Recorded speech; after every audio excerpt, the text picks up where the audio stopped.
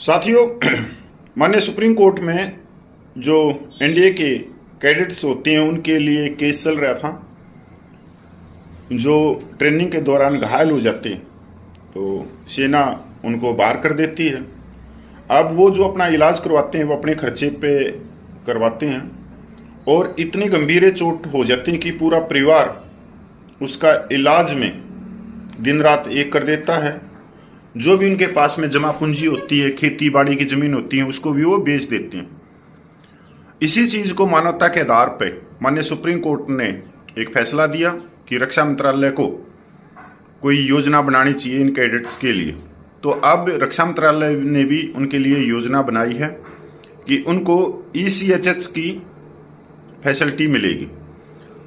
सेना की ट्रेनिंग के दौरान चोट लगने या दूसरे मेडिकल कारणों से आर्मी से बाहर यानी बोर्ड आउट किए गए ऑफिसर कैडेट्स को अब पूर्व सैनिक स्वास्थ्य योजना ECHS के तहत मुफ्त इलाज की सुविधा दी जाएगी।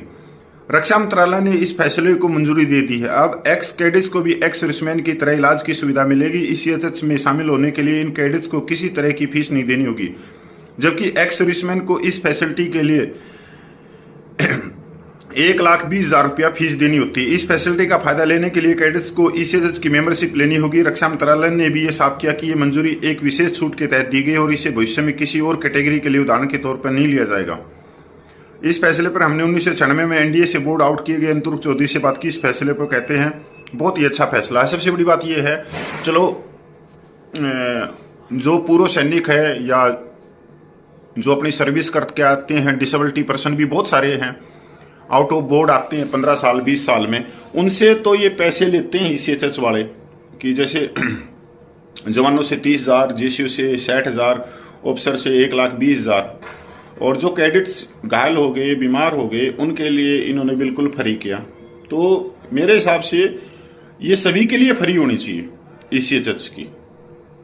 ये जो मेंबरशिप के लिए जो ये लिए गए हैं रुपये, ये वापस किए जाएं, क्योंकि जो भी सैनिक है वो देश सेवा कर रहा है तो देश का भी एक फर्ज बनता है कि वो उनके वेलफेयर को देखे। अब ये जो नेता गण हैं ये 5 साल कुर्सी पे बैठते हैं, अगर 3 बार ये नेता बन गए तो 3 पेंशन लेते हैं और पूरे परिवार का मुफ्त इलाज होता है इनका।